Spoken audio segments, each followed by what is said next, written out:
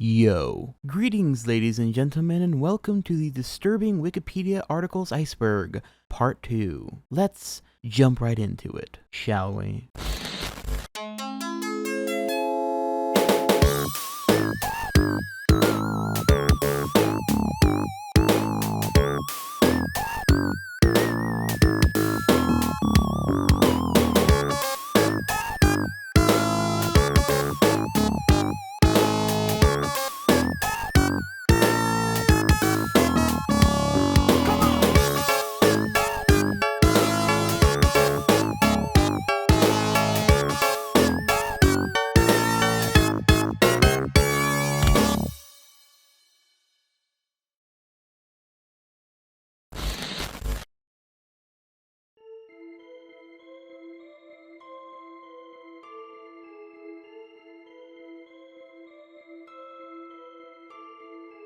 The Brazen Bull. Starting this tier off, we are jumping right into good old-fashioned torture devices. This one being quite infamous for how notably cruel it is in its execution method. According to the article, quote, "The Brazen Bull, also known as the Bronze Bull, Sicilian Bull, and the Bull of Phalaris, was an alleged torture device and execution device designed in ancient Greece. According to Diodorus Siculus, recounting the story in Bibliotheca Historica, Heraclius of Athens invented and proposed it to Phalaris, the tyrant of Acragas, Sicily, as a new means of executing criminals. The head of the bull was purportedly designed with a system of tubes and stops so that the prisoner's screams were converted into sounds like the bellowing of an infuriated bull. Phalaris is said to have commanded that the bull be designed in such a way that its smoke rose in spicy clouds of incense. According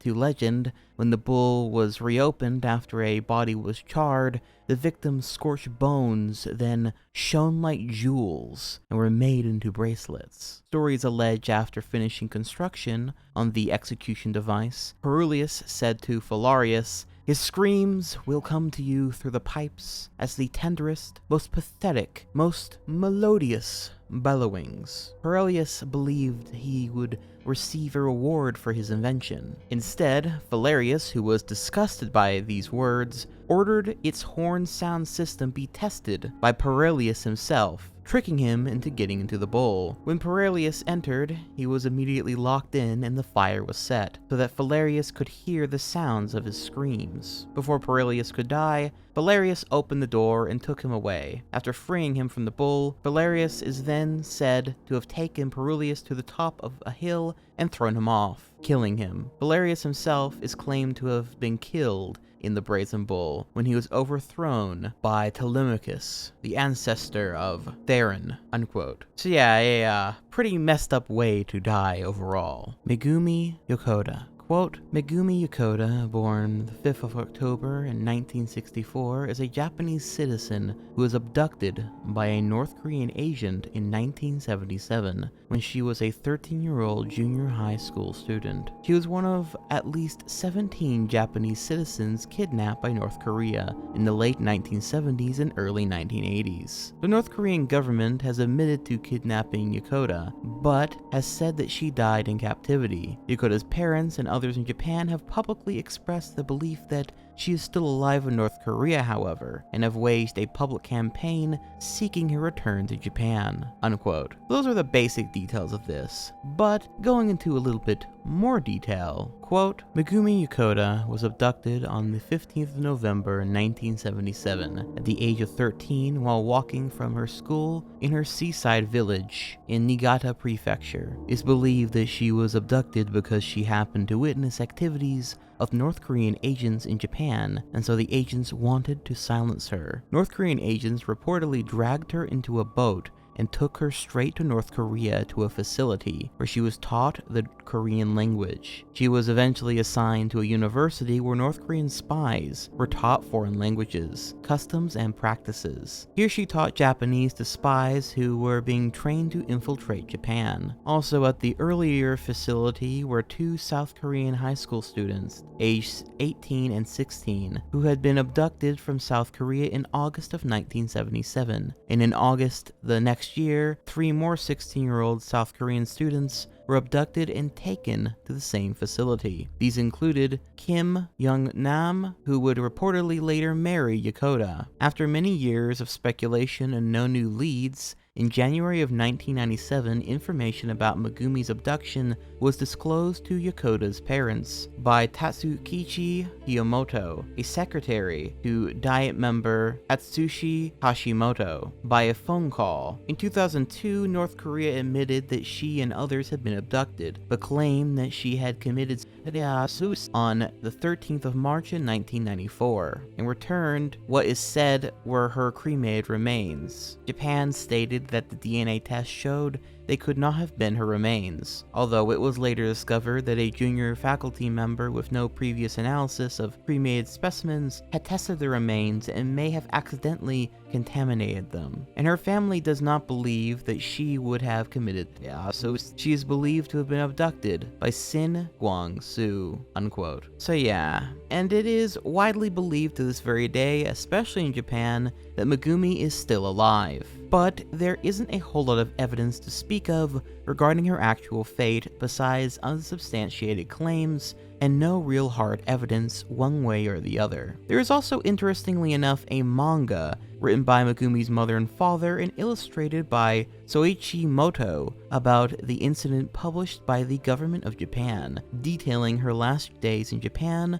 before her abduction. And there was later an anime adaptation of the said manga, once again produced by the Japanese government. Scaphism. Back on the topic of old torture methods when people were just gorked out of their fucking minds and wanting to see people brutally destroyed in the most unnecessarily crazy yet creative ways possible, quote, Scaphism, also known as the boats, is reported by Plutarch in his Life of Artaxerxes as an ancient Persian method of execution. He describes the victim being trapped between 2 small boats, one inverted on top of the other, with limbs and heads sticking out, feeding them and smearing them with milk and honey, and allowing them to fester and be devoured by insects and other vermin over them, although Plutarch's report originates from a source considered dubious. The first mention of Scaphism is Plutarch's description of the execution of the soldier Mithridates, given as punishment by King Artaxerxes II for killing his brother Cyrus the Younger, who had rebelled in an attempt to claim the throne of the Achaemenid Empire. The king decreed that Mithridates should be put to death in boats, which execution is after the following manner, taking 2 boats framed exactly to fit and answer each other. They lie down in one of them, the malefactor that suffers upon his back, then covering it with the other, and so setting them together that the head, hands, and feet of him are left outside, and the rest of his body lies shut up within. They offer him food, and if he refuses to eat it, they force him to do it by pricking his eyes. Then, after he has eaten, they drench him in a mixture of milk and honey, pouring it not only in his mouth, but all over his face. They then keep his face continually turned towards the sun, and it becomes completely covered up and hidden by the multitudes of flies that settle on it.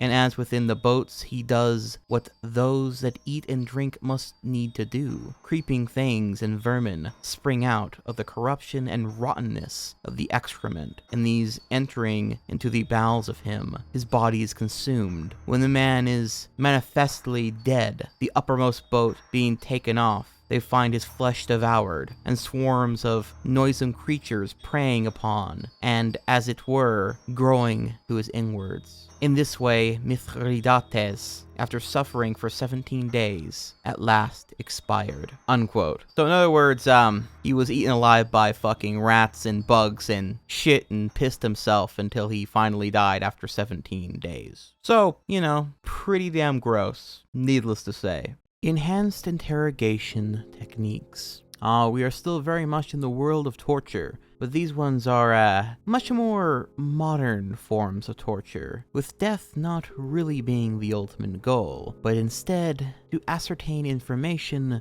by extreme force. Quote, enhanced interrogation techniques, or enhanced interrogation, was a program of systematic torture of detainees by the Central Intelligence Agency, or CIA, the Defense Intelligence Agency, or the DIA, and various components of the U.S. Armed Forces at remote sites around the world, including Bagram, Guantanamo Bay, Abu Ghraib, and Bucharest, authorized by officials of the George W. Bush administration. Methods used included beating, binding in contorted stress positions, hooding, subjection of deafening noise, sleep disruption, sleep deprivation to the point of hallucination, deprivation of food, drink, and medical care for wounds, as well as waterboarding, walling, sexual humiliation, rape, sexual assault, subjugation to extreme heat or extreme cold, and confinement in small coffin-like boxes. A Guantanamo inmate's drawings of some of these tortures to which he and himself was subjugated were published in the New York Times. Some of these techniques fall under the category known as white room torture. Several detainees endured medically unnecessary rectal rehydration, rectal fluid resuscitation, and rectal feeding. In addition to brutalizing detainees, there were threats to their families, such as threats to harm children and threats to sexually abuse or cut the throat of detainees' mothers." Unquote. Really gruesome stuff. And in case you're curious, white room torture, as noted in the article, can be described as, quote, "White torture, often referred to as white room torture, is a type of psychological torture technique aimed at complete sensory deprivation and isolation. A prisoner held in a cell deprives them of all senses and identity. It is particularly used in Iran. However, there is also evidence of its use in Venezuelan and United States intelligence services. Visually, the prisoner is deprived of all color. Their cell is completely white, the walls, floor, and ceiling, as well as their clothes and food. Neon tubes are positioned above the occupant in such a way that no shadows appear. Auditorily, the cell is soundproof and void of any sound, voices, or social interaction. Guards stand in silence, wearing padded shoes to avoid making any noise. Prisoners cannot hear anything but themselves. In terms of taste and smell, the prisoner is fed white food, classically unseasoned rice, to deprive them of these senses. Further,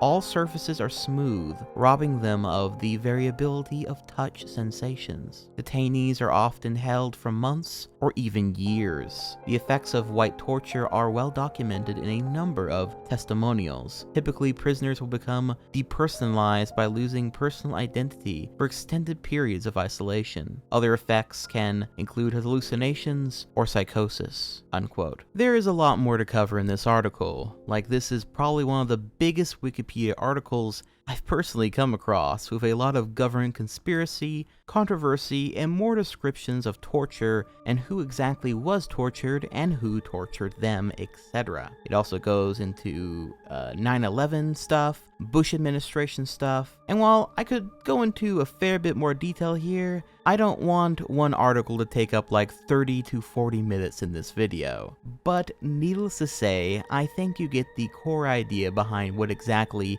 enhanced interrogation techniques entails, and needless to say, when people discovered this sort of stuff was going on, it didn't go over too well.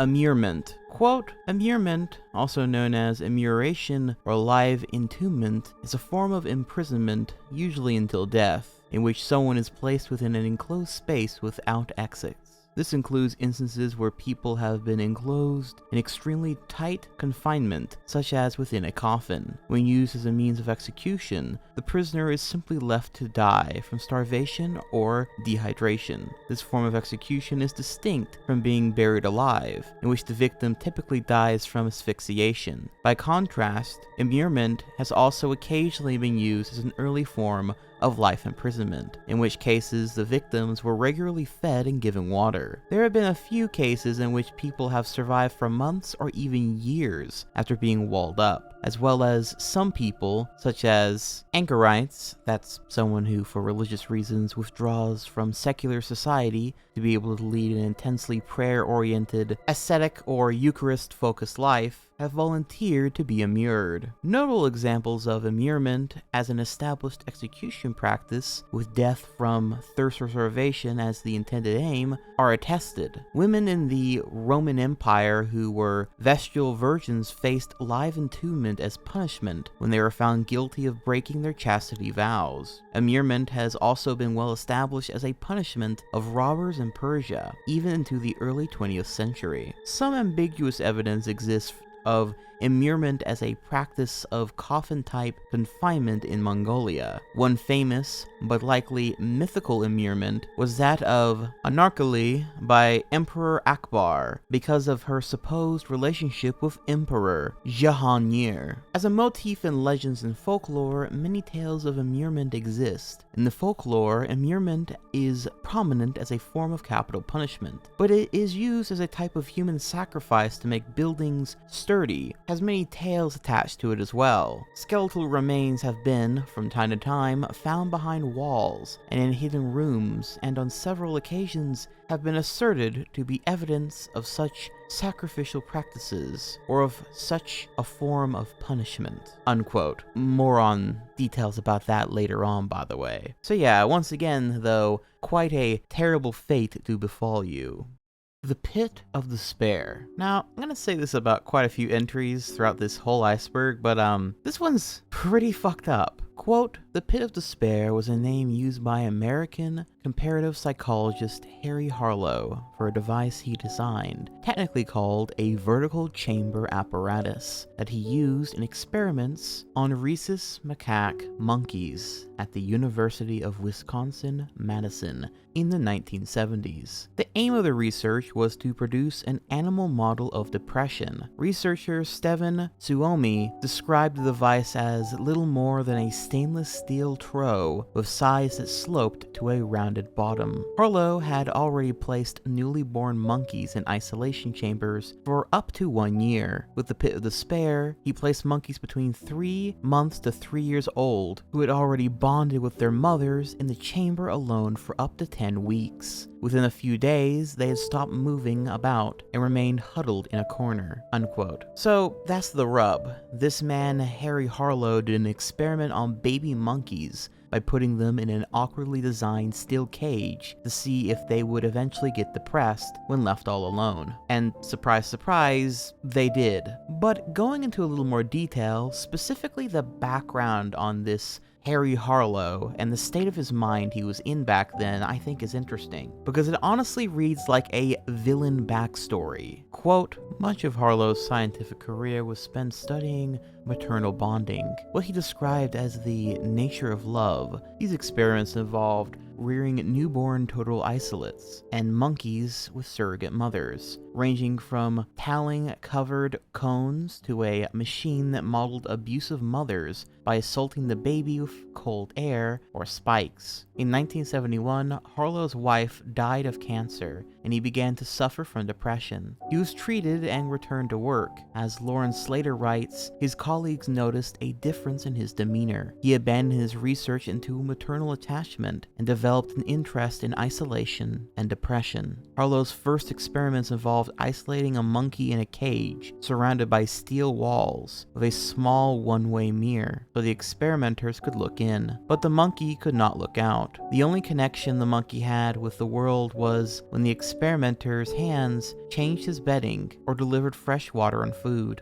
Baby monkeys were placed in these boxes soon after birth. 4 were left for 30 days, 4 for 6 months, and 4 for a year. After 30 days, the total isolates, as they were called, were found to be enormously disturbed. After being isolated for a year, they barely moved, did not explore or play, and were incapable of having sexual relations. When placed with other monkeys or a daily play session, they were badly bullied. 2 of them refused to eat and starved themselves to death. Harlow also wanted to test how isolation would affect parenting skills, but the isolates were unable to mate. Harlow devised what he called a rape rack, in which the female isolates were tied in normal monkey mating posture. He found that, just as they were incapable of having sexual relations, they were also unable to parent their offspring, either abusing or neglecting them. Not even in our most devious dreams could we have designed a surrogate as evil as these real monkey mothers were, he wrote. Having no social experience themselves, they were incapable of appropriate social interaction. One mother held her baby's face to the floor and chewed off its feet and fingers. Another crushed her baby's head. Most of them simply ignored their offspring. These experiments showed Harlow what total and partial isolation did to developing monkeys, but he felt he had not captured the essence of depression, which he believed was characterized by feelings of loneliness, helplessness, and a sense of being trapped, or being sunk in a well of despair, he said. The technical name for the new depression chamber was vertical chamber apparatus, though Harlow himself insisted on calling it the pit of despair. He had first wanted to call it the dungeon of despair, and also used terms like well of despair and well of loneliness. Bloom writes that his colleagues tried to persuade him not to use such descriptive terms, that a less visual name would be easier politically speaking. Gene Sackett of the University of Washington in Seattle,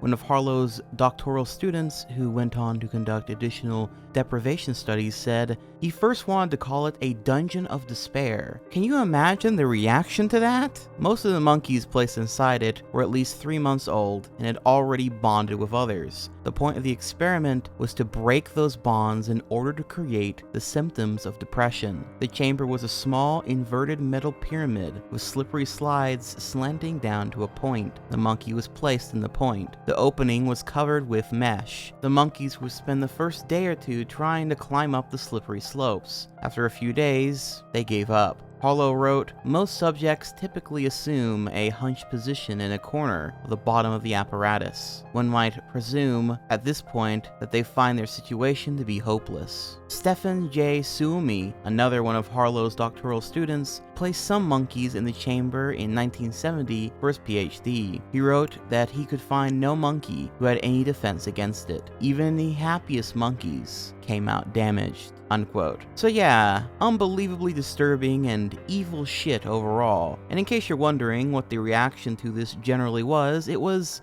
not good, with many noting that nothing new was even learned, that everyone already knew monkeys were social creatures, and that it's obvious depriving them of their mother/others would break them, that this was simply cruelty for cruelty's sake. And many could also argue that Harry himself was clearly taking his anguish and newfound nihilism towards life and the world, and perhaps directing it into his experiments and on to these innocent baby monkeys. Truly reprehensible. Beheading video. This one should be pretty obvious by the name alone what it's about, but reading into it a bit. Quote, a beheading video is a video which depicts a live murder in which a hostage or victim is shown to be graphically decapitated, or the head is displayed in its aftermath. Such videos are typically distributed mostly through the internet, and are often employed by groups seeking to instill shock or terror into a population. Although beheading has been a widely employed public execution method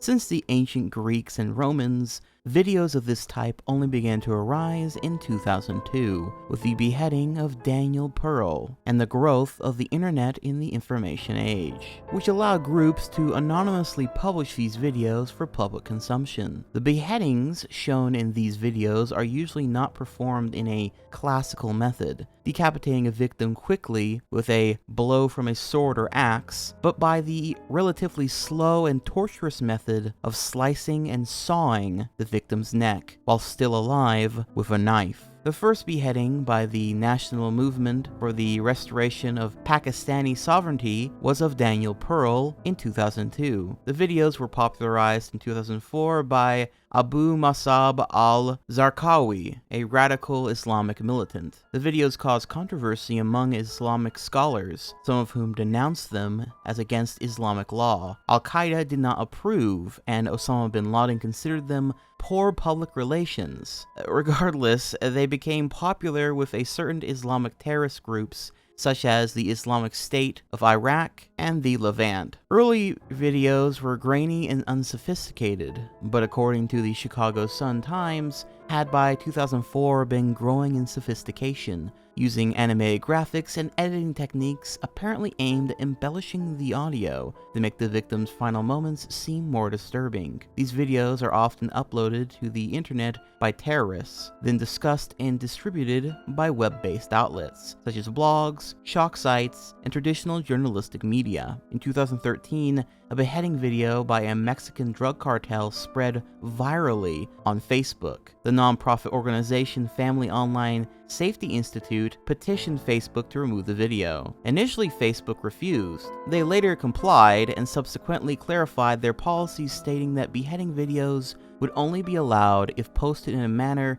intended for its users to condemn the acts, unquote. There is then an extensive list of beheading videos, and who exactly was beheaded and by who. Obviously, we won't be showing anything related to the actual videos here in this video, but it is still something that is shared around online and are still widely distributed in shock sites and shock discords and the like this very day. They can also just be found on some random thread on Twitter or Instagram or what have you. Definitely not fun to come across. Castrato. Quote, a castrato is a male singer who underwent castration before puberty in order to retain a singing voice equivalent to that of a soprano, mezzo-soprano, or contralto. The voice can also occur in one who, due to an endocrinological condition, never reaches sexual maturity. Castration before puberty, or in its early stages, prevents the larynx from being transformed by the normal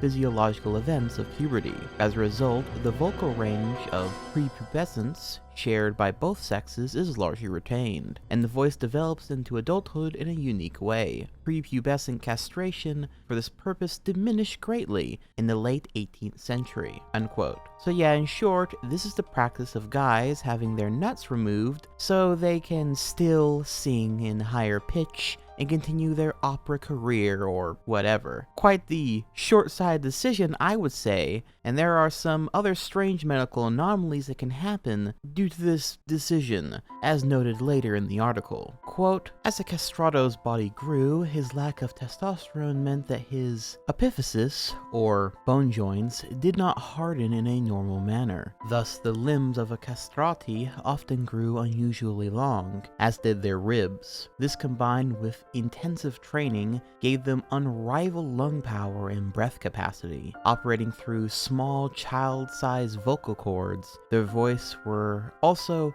extraordinarily flexible and quite different from the equivalent adult female voice. Their vocal range was higher than that of the uncastrated adult male. Listening to the only audio surviving recording of a castrato, see below, one can hear that the lower parts of the voice sounds like a super high tenor, with a more falsetto-like upper register above that. Castrati were rarely referred to as such. In the 18th century, the euphemism was musico, was much more generally used, although it usually carried derogatory implications. Another synonym would be everato, literally meaning emasculated. Eunuch is a much more general term since historically many eunuchs were castrated after puberty and thus the castration had no effect on their voices, unquote. There are some uploads on YouTube that showcase what the singing voice of a castrato sounds like, and while I would showcase it here, sadly I think it will get the video copyright claimed. But it is easy to find if you look it up, and honestly to my ear, having listened to some of it, it is very uncanny, unnerving, even in sound. Not to mention the obvious implication that this act must have been done on a child before they hit puberty, meaning that this terrible life-altering act must be performed on someone who, 1, doesn't have a fully developed brain or life experience to decide this is a good choice or not, and 2, was more than likely also done by order of fiendish parents who more than likely selfishly wanted their child to be used as a means of money, quite literally destroying their future and pigeonholing them into a career they may or may not even want in the future, all for the sake of their voice not just naturally developing, which makes this whole practice all the more insidious and disturbing. List of unexplained sounds. As the article title would suggest, this one is, quote, a list of unidentified or formerly unidentified sounds. All the sound files in this article have been sped up by at least a factor of 16 to increase the intelligibility by condensing them and raising the frequency from infrared sound to a more audible and reproducible range. The following unidentified sounds have been detected by the U.S. National Oceanic and Atmospheric Administration, or NOAA, using its Equatorial Pacific Ocean Autonomous Hydrophone Array, first of them being upsweep. Upsweep is an unidentified sound detected on the American NOAA's Equatorial Autonomous Hydrophone Arrays. This sound was present when the Pacific Marine Environmental Laboratory began recording its Sound Surveillance System, SOSUS, in August of 1991. It consists of a long train of narrow-band upsweeping sounds of several seconds in duration each. The source level is high enough to be recorded throughout the Pacific. The sound appears to be seasonal, generally reaching peaks in spring and autumn, but it is unclear whether this is due to changes in the source or seasonal changes in the propagation environment. The source can be roughly located between New Zealand and South America. Scientists/researchers of NOAA speculate the sound to be an underwater volcanic activity. The upswing levels of sound, or volume, has been declining since 1991, but it can still be detected on NOAA's Equatorial Autonomous Hydrophone Arrays. And here's what the sound sounds like.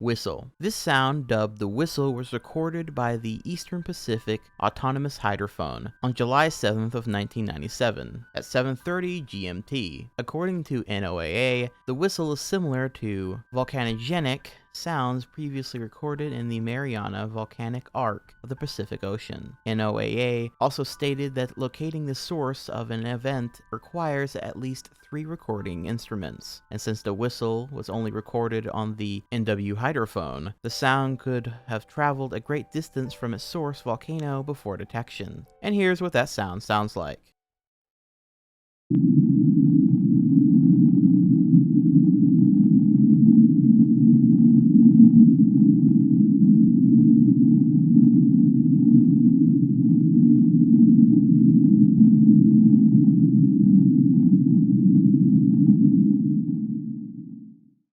Fatal insomnia. Quote, fatal insomnia is an extremely rare neurodegenerative prion disease that results in trouble sleeping as its hallmark symptom. The majority of cases are familial, fatal familial insomnia, stemming from a mutation in the PRNP gene, with the remainder of cases occurring sporadically, a sporadic fatal insomnia. The problems with sleeping typically start out gradually and worsen over time. Eventually, the patient will succumb to total insomnia, most often leading to other symptoms such as speech problems, coordination problems, and dementia. It results in death within a few months to a few years and has no known cure. The disease has 4 stages, characterized by worsening insomnia, resulting in panic attacks, paranoia, and phobias. This stage lasts for about 4 months. Hallucinations and panic attacks become noticeable, continuing for about 5 months. Complete inability to sleep is followed by rapid loss of weight, and this lasts for about 3 months. Dementia, during which the person becomes unresponsive or mute over the course of 6 months, is the final stage of the disease, after which death follows. Other symptoms include profuse sweating, meiosis, pinpoint pupils that is, sudden entrance into menopause or impotence, neck stiffness, an elevation of blood pressure and heart rate.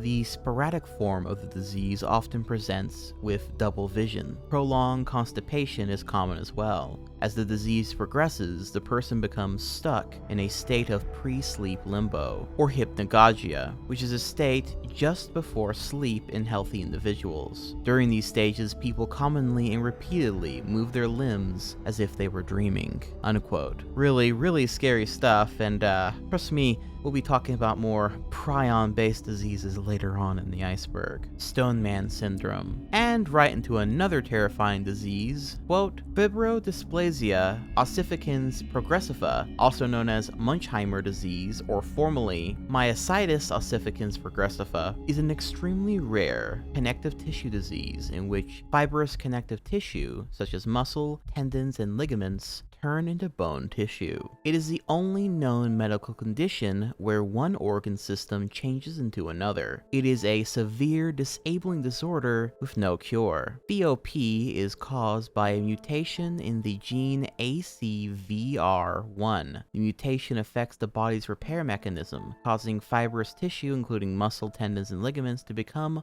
ossified, either spontaneously or when damaged as a result of trauma. In many cases, otherwise minor injuries can cause joints to become permanently fused as new bone forms, replacing the damaged muscle tissue. This new bone formation, known as heterotopic ossification, eventually forms a secondary skeleton and progressively restricts the patient's ability to move.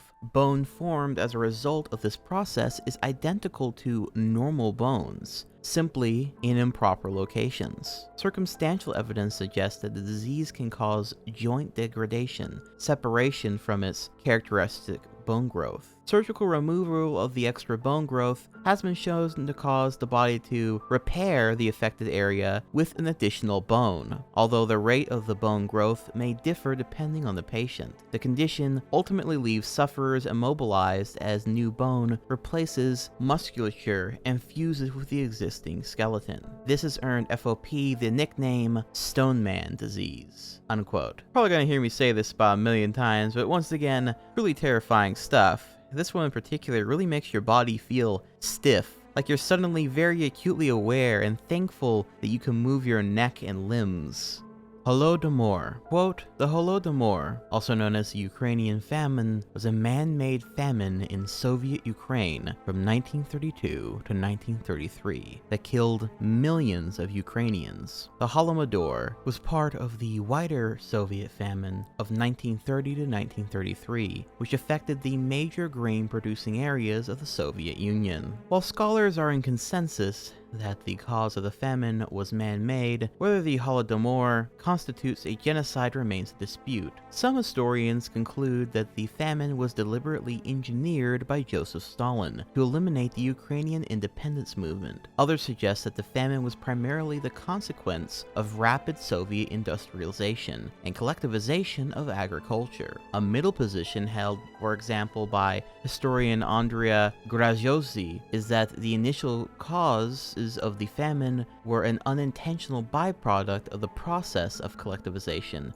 but once it was set in, starvation was selectively weaponized and the famine was instrumentalized and amplified against Ukrainians to punish them for their rejection of the new serfdom and to break their nationalism. Ukraine was one of the largest grain-producing states in the USSR and was subject to unreasonably high grain quotas compared to the rest of the USSR. This caused Ukraine to be hit particularly hard by the famine. Early estimates of the death toll by scholars and government officials vary greatly. A joint statement of the United Nations signed by 25 countries in 2003 declared that 7 to 10 million died. However, current scholarship estimates the range significantly lower at 3.5 to 5 million victims. The famine's widespread impact on Ukraine persists to this day. Since 2006, the Holodomor has been recognized by Ukraine and 33 other UN member states and European Parliament and 35 of the 50 states of the United States as a genocide against the Ukrainian people, carried out by the Soviet government. Unquote. Holodomor, by the way, in Ukrainian means death by hunger,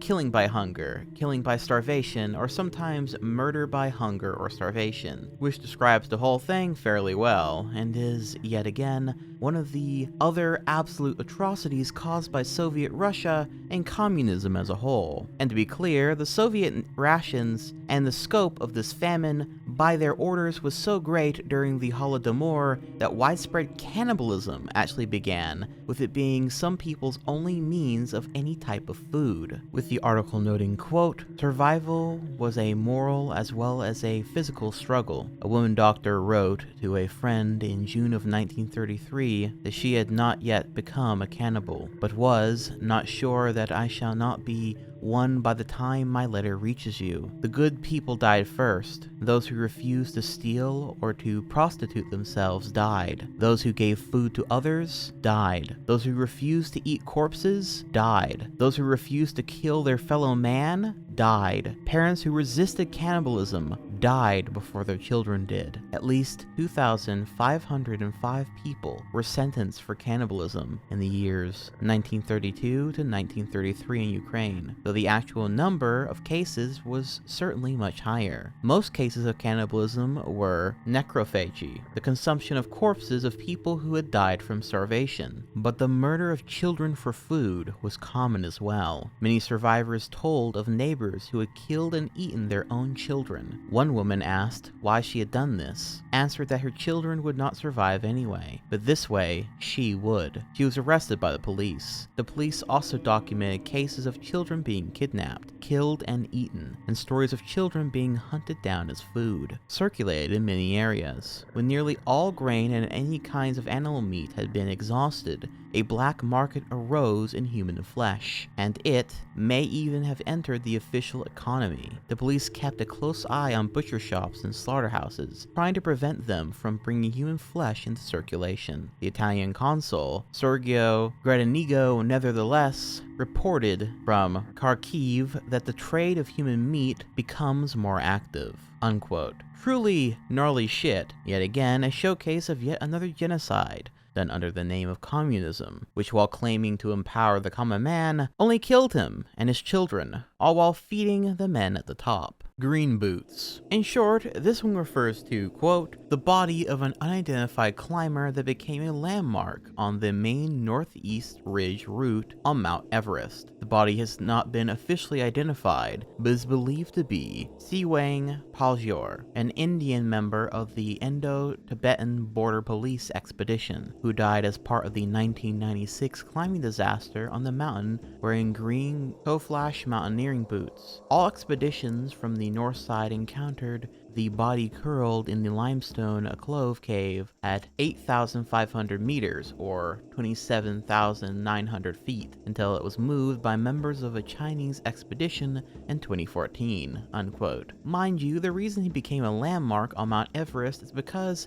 up there it's basically impossible to bring someone down or recover the body at a certain point, and so dead bodies literally become landmarks on other rich people's journeys up Mount Everest. Quite morbid. Morbid, but true all the same. Bonus entry, Julius Pringles, as suggested by Hank Hill, the lover of Duke's Mayo. Okay, so for a bit of levity in this otherwise extremely dark iceberg, we have a page for Pringles. You know, the chips that come in a can? Well, this is about specifically the official name of the chip mascot, this mustachioed man, and how Wikipedia had a hand in changing his name forever. Quote, the Pringles logo is a stylized cartoon caricature of the head of a male figure, officially known as Julius Pringles, or abbreviated as Mr. P, designed by Louis R. Dixon, with a large mustache and parted bangs. Until 2001, the character had eyebrows, and his bow tie framed the product name. In 1998, the bangs and lips were then removed from the logo, and his head was widened a little. In 2020, the character was again revised with a minimalistic approach. The mascot's name originated as a Wikipedia hoax in 2006. An editor inserted the then hoax Julius into the Pringles Wikipedia article, which was subsequently picked up by other news outlets. The editor supported and promoted their claim through creating a Facebook page to raise awareness of Julius Pringles being his name. Prior to this, the mascot was officially known as Mr. P, no first name. By 2013, the name of his spread in a case of cytogenesis turned real, Kellogg formally acknowledged Julius Pringles as his name, unquote, which is pretty interesting. So for once, the inaccurate information that can be found on Wikipedia ended up kind of becoming real through sheer willpower, I suppose. Bonus entry, the Saskatoon freezing deaths. Now here is quite the messed up bonus entry on the other side of things. Quote, the Saskatoon freezing deaths involved Indigenous Canadians in and immediately outside Saskatoon, Saskatchewan in the 1990s and early 2000s, and are suspected of being linked to actions by the members of the Saskatoon Police Service. The police officers would arrest Indigenous people, who were usually male, for alleged drunkenness and or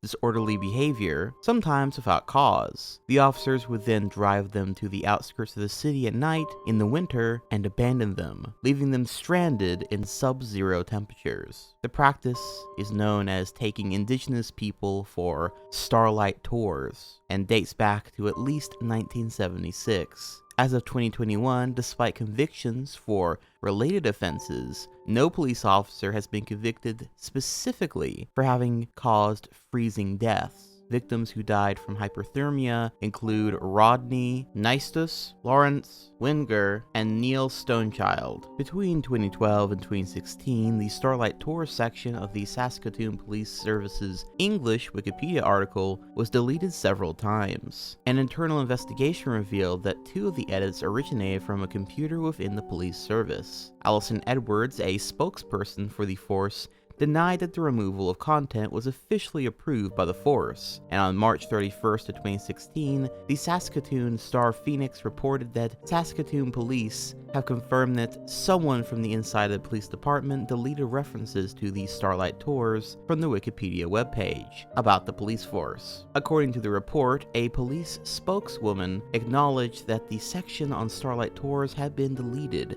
using a computer within the department, but said investigators were unable to pinpoint who did it. The police spokeswoman stated that the force is working to move forward with all of the positive work that has been done and continues to be done that came out of the Stonechild inquiry, unquote. So yeah, nothing like good old police corruption, eh? That being said, there have since been 2 films made about the incidents, and it does seem as though it's being more publicly acknowledged. But ultimately, no justice has truly been served as of yet for those who were cruelly led by these people to their awful fates. List of hazing deaths in the United States. This entry, as the name suggests, are tragic deaths that have come from hazing events, and while not exhaustive as the article notes, since there is no central system for tracking hazing deaths, it is still as comprehensive as one can be, noting, quote, according to the National Collaborative for Hazing Research and Prevention at the University of Maine, hazing is defined as any activity expected of someone joining or participating in a group that humiliates, degrades, abuses, or endangers them, regardless of the person's willingness to participate. Although hazings are often associated with the activities that take place as a prerequisite for joining a group, it can also include activities that take place as an established member, such as the 2011 death of fraternity brother George Desdunes.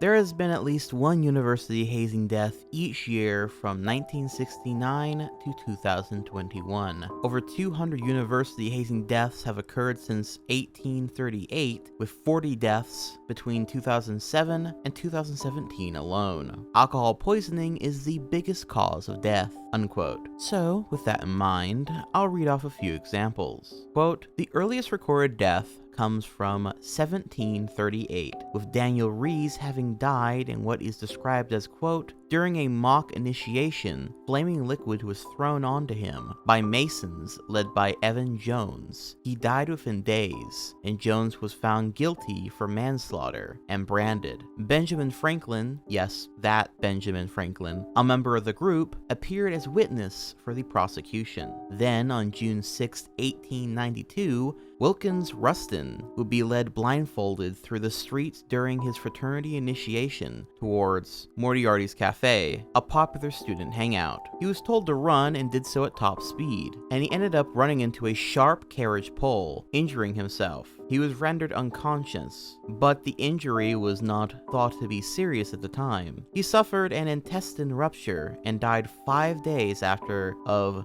peritonitis. That's an inflammation of the localized or generalized peritoneum, the lining of the inner wall of the abdomen and cover of the abdominal organs, in case you didn't know. On November 3rd, 1900, 12-year-old Thomas Finley Brown, in being hazed for the Porter Military Academy, was forced to drop blindfolded into a swimming pool. He dropped approximately 12 feet or 3.7 meters into the pool, which contained almost no water. He died from internal injuries. On September 12, 1912, William Rand, along with other freshmen, was forced to leave his room after midnight by sophomores and carried onto the football field. The freshmen were forced to dance, sing, and do other hazing stunts on top of a barrel standing on end. At some point, he either fell or the barrel was kicked out from under him. He fell on top of a wooden bottle on the ground, severing his jugular vein, before sophomores ran away, while his roommate called for help. Rand bled to death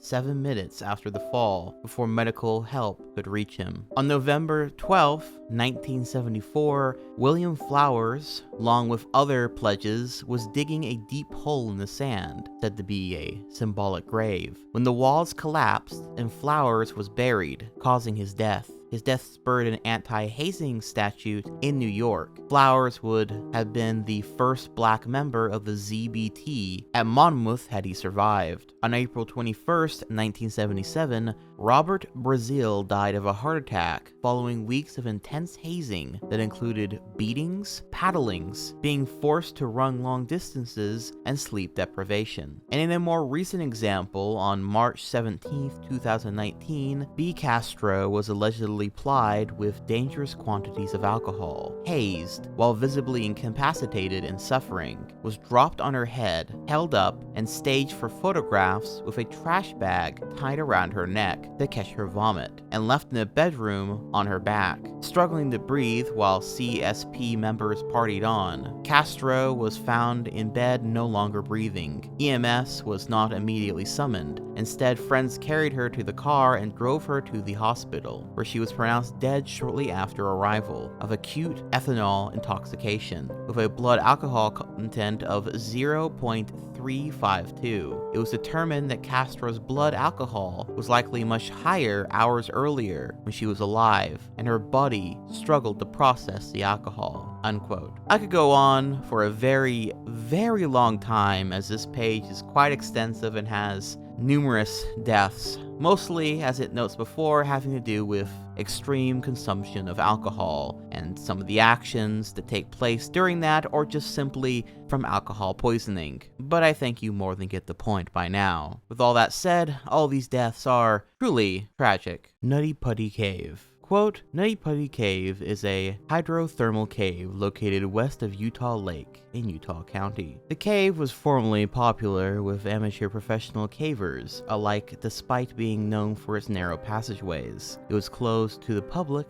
in 2009 following a fatal accident that year. Before that, it was popular among Boy Scout troops and college students. Unquote. You know, when a cave is involved on one of these icebergs, it's never ever a good sign, and that fatal accident is described in much more detail further down the article. Quote, on November 24th, 2009, John Edward Jones became stuck and subsequently died in the cave after being trapped inside for 27 to 28 hours. Jones and 3 others had left their party in search of the birth canal, a tight but navigatable passageway with a turnaround at the end. Jones entered an unmapped passageway which he wrongly believed to be the canal, and found himself at a dead end, with nowhere to go besides a narrow, vertical fissure. Believing this to be the turnaround, he entered headfirst and became wedged upside down. The fissure measured 10 by 18 inches, 25 by 46 centimeters, and was located 400 feet or 120 meters from the entrance of the cave. A large team of rescue workers came to his assistance. The workers set up a sophisticated rope and pulley system in an attempt to free him,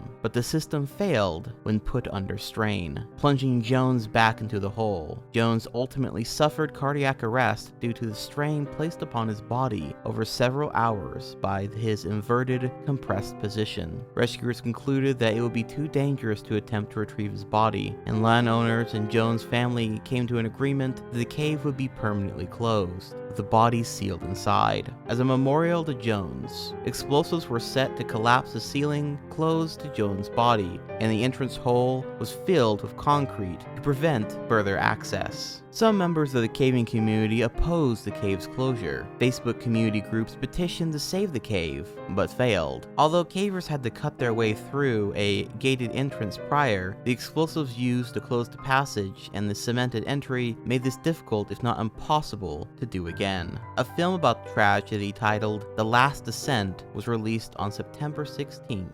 2016. Unquote. I think I've mentioned this before, probably at some point, but stories about people getting stuck in caves or being buried alive, that sort of thing, always really get under my skin. Truly horrifying stuff. The Little Albert Experiment. Quote, the Little Albert Experiment was a study that mid-20th century psychologists interpret as evidence of classical conditioning in humans. The study is also claimed to be an example of stimulus generalization, although reading the research report shows that fear did not generalize by color or tactile qualities. It was carried out by John B. Watson and his graduate student Rosaline Rayner at Johns Hopkins University. The results were first published in the February 1920 issue of the Journal of Experimental Psychology. After observing children in the field, Watson hypothesized that the fearful response of children to loud noises is an innate, unconditioned response. He wanted to test the notion that by following the principles of the procedure known as classical conditioning, he could use this unconditioned response to condition a child to fear a distinct stimulus that normally would not be feared by a child, in this case, furry objects. However, he admitted in his research article that the fear he generated was neither strong nor lasting. Unquote. Yet again, another scientist cruelly testing theories on those who cannot consent to being experimented upon, this being a literal baby. And in the end, the experiment amounted to nothing other than randomly scaring a child for a while, and didn't seem to have any long-lasting effects, which I guess is better than the alternative of it forever warping his mind. Laika. Just when you thought communism and the government of Soviet Russia couldn't possibly get any worse. Well, what if I told you that they once sent a random fucking dog off the street into a rocket ship and blasted its ass into orbit? Quote, Laika was a Soviet space dog who was one of the first animals in space and the first to orbit the Earth. A stray mongrel from the streets of Moscow, she flew aboard the Sputnik 2 spacecraft. launched into low orbit on the 3rd of November 1957, as the technology to deorbit had not yet been developed. Laika's survival was never expected. She died of overheating hours into the flight on the craft's 4th orbit. Little was known about the effects of spaceflight on living creatures at the time of Laika's mission, and animal flights were viewed by engineers as a necessary precursor to human missions. The experiment, which monitored Laika's vital signs, aimed to prove that a living organism could survive being launched into orbit and continue to function under conditions of weakened gravity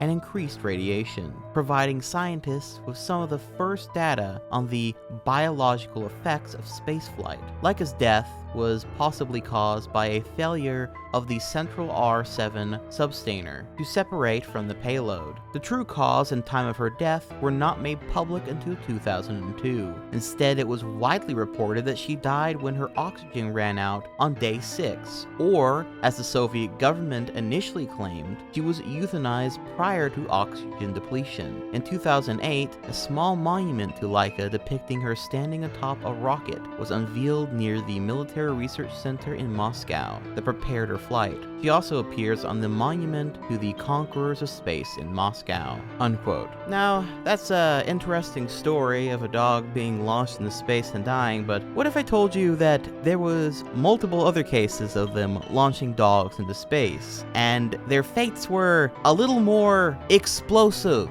shall we say? Quote, "Future space missions carrying dogs would be designed to be recovered. The first successful recovery followed the flight of Korabl Sputnik 2, wherein the dogs Belka and Strelka, alongside dozens of other organisms, safely returned to Earth. Nonetheless, 4 other dogs later died in Soviet space missions. Bars and Lisishka were killed when the R7 rocket exploded shortly after launch on the 28th of July 1960, while Pacholka and Mushka died in the Korabl Sputnik 3, suffered an emergency and had to be detonated." Unquote. Bitch, they fucking blew up dogs! They put at least 4 fucking dogs in rocket ships, and one of them just fucking exploded, and the other one they had to actually destroy themselves. Like, what the fuck? Tare. Now, this entry is perhaps most well known for the Salmonella Academy video on the topic, with over 18 million views, titled Tare, the hungriest man in history, which is a pretty good description of him overall. So many of you may already be aware of this one, but in case you are not aware, let's get into it. Quote, Tarare, sometimes spelled Tarare, was a French showman and soldier noted for his unusual appetite and eating habits. Able to eat vast amounts of meat, he was constantly hungry, his parents could not provide for him, and he was turned out of his family home as a teenager due to these reasons. He traveled France in the company of a band of prostitutes and thieves before becoming the warm-up act for a traveling charlatan. In this act, he swallowed corks, stones, live animals, and a whole basket full of apples. He then took his act to Paris, where he worked as a street performer. At the start of the War of the First Coalition, Tarare joined the French Revolutionary Army, where even quadrupling the standard military ration was unable to satisfy his large appetite. He ate any available food from gutters and rubbish heaps, but his condition still deteriorated through hunger. He was hospitalized due to exhaustion and became the subject of a series of medical experiments to test his eating capacity, in which, among other things, he ate a meal intended for 15 people in a single sitting, ate live cats, snakes, lizards, and puppies, and swallowed eels without even chewing. Despite his unusual diet, he was underweight and, except for his eating habits, he showed no signs of mental illness other than what was described as an apathetic temperament. General Alexandre de Beauharnais decided then to put Tarare's abilities to military use, and employed him as a courier for the French army, with the intention that he would swallow documents, pass through enemy lines, and then recover them through his stool, once safely at his destination. Tarare could not speak German, and on his first mission he was captured by Prussian forces, severely beaten, and subjected to a mock execution before being returned to French lines. Chastened by this experience, he agreed to submit to any procedure that might cure his appetite, and was treated with laudanum, tobacco pills, wine vinegar, and soft-boiled eggs. The procedures failed, and doctors could not keep him on a controlled diet. He snuck out of the hospital to scavenge for offal in gutters, rubbish heaps, and outside butcher shops, and attempted to drink the blood of other patients in the hospital while they were bloodletting, and to eat the corpses in the hospital morgue. After being suspected of eating a 1-year-old toddler, he was ejected from the hospital. He reappeared 4 years later in Versailles with a case of severe tuberculosis and died shortly afterward, following a lengthy bout exudative diarrhea, which, for note, exudative diarrhea occurs with the presence of blood and pus in the stool. This occurs with inflammatory bowel disease such as Crohn's disease or ulcerative colitis, and other severe infections such as E. coli or other forms of food poisoning. Going into a little more detail into his death and the aftermath of it, quote, 4 years later in 1798, M. Tessier of Versailles Hospital contacted Percy to notify him that a patient of theirs wished to see him. It was Tarare, now bedridden and weak. Tarare told Percy that he swallowed a golden fork 2 years earlier, which he believed was now lodged inside him and causing his current weakness. He hoped that Percy could find some way to remove it. Percy, however, recognized that he had an advanced tuberculosis. A month later, Tarare began to experience continuous exudative diarrhea, dying shortly afterwards. The corpse rotted quickly, and surgeons of the hospital refused to dissect it. Tessier, however, wanted to find out how Tarare's intestines differed from that of a normal person's, and was also curious as to whether the gold fork was lodged inside him. At the autopsy, Tarare's gullet was found to be abnormally wide, and when his jaws were opened, surgeons could see down a broad canal into the stomach. His body was found to be filled with pus, his liver and gallbladder were abnormally large, and his stomach was enormous, covered in ulcers, and filling most of his abdominal cavity. No fork was ever found." Unquote. Truly nasty shit, especially the whole, eating live kittens and puppies and possibly eating a fucking baby. Dietlov Pass Incident. Quote, "The Dietlov Pass incident is an event in which 9 Soviet hikers died in the northern Ural Mountains between February 1st and 2nd in 1959, under uncertain circumstances. The experienced trekking group from the Ural Polytechnical Institute, led by Igor Dietlov, had established a camp in the eastern slopes of Kolet-Syakhl in the Russian SFSR of the Soviet Union. Overnight, something caused them to cut their way out of their tent and flee the campsite, while inadequately dressed for the heavy snowfall and sub-zero temperatures. After the group's bodies were discovered, an investigation by Soviet authorities determined that 6 of them had died of hypothermia, while the other 3 had been killed by physical trauma. One victim had major skull damage, 2 had severe chest trauma, and another had a small crack in his skull. 4 of the bodies were found lying in running water in a creek,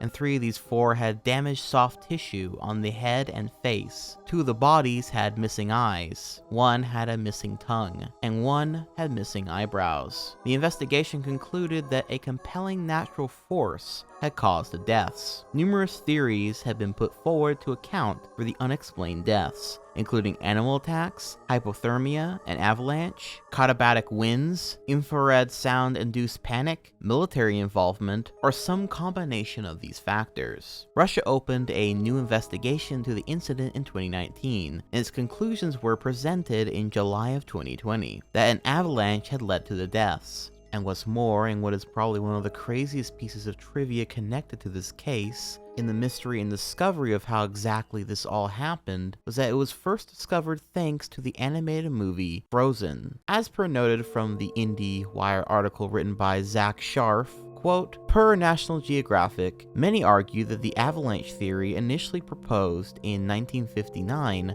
still didn't seem to stack up. The team's tent encampment was cut into the snow on a slope with an incline seemingly too mild to permit an avalanche. There was no snowfall on the night of February 1st that could have increased the weight of the snow burden on the slope and triggered a collapse. Most of the blunt force trauma, like injuries and some of the soft tissue damage, were atypical of those caused by avalanches, whose victims usually asphyxiate. The avalanche theory has now been further supported with the help from Disney's Frozen, courtesy of Johann Guam, head of the Swiss Federal Technical Institute named the Snow Avalanche Simulation Laboratory. Guam was struck by how well the movement of snow was depicted in Frozen, so he decided to ask the animators who worked on the Disney animated film for the code. As National Geographic reports, following a trip to Hollywood to meet with the specialist who worked on Frozen snow effects, Guam modified the film's snow animation code for his avalanche simulation models, albeit with a decidedly less entertaining purpose, to simulate the impacts that avalanches would have on the human body. Using the Frozen animation codes, researchers were able to create a simulation of the Kholat Sakol avalanche. Guam worked on the project with Alexander Puzrin, a geotechnical engineer at ETH Zurich. The simulation showed that a block of snow on Kholat Sakol could handily break the ribs and skulls of people in its path,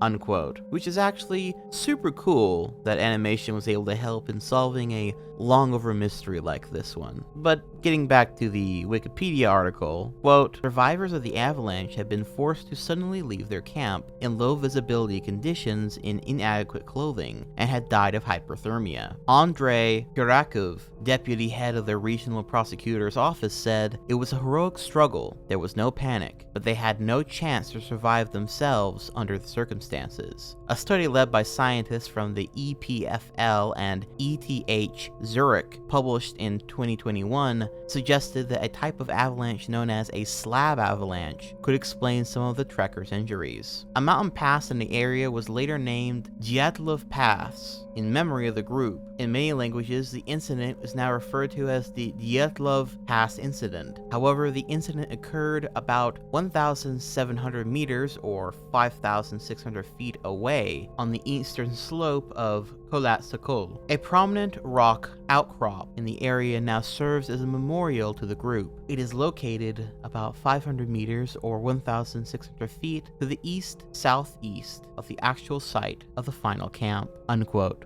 Bonus entry. Hitobashira. Hitobashira, or human pillar, also known as Da Sheng Zhuang in China, Miosade in Burma, and Tumbol Proyek in Indonesia, is a cultural practice of human sacrifice in East and Southeast Asia, of premature burial before the construction of buildings. Hitobashira was practiced formerly in Japan as a form of human sacrifice. A person was buried alive under or near large-scale buildings like dams, bridges, and castles, as a prayer to Shinto gods. It was believed this would protect the building from being destroyed by natural disasters, such as floods or by enemy attacks. Hitobashira can also refer to workers who were buried alive under inhumane conditions. As far as the Chinese tradition goes, legend has it that the practice of Da Sheng Zhuang was first proposed by Lu Ban. It was believed that the moving of soil during large-scale construction would destroy the feng shui of the land, that being a traditional practice that originated from ancient China and claims to use energy forces to harmonize individuals of their surrounding environment.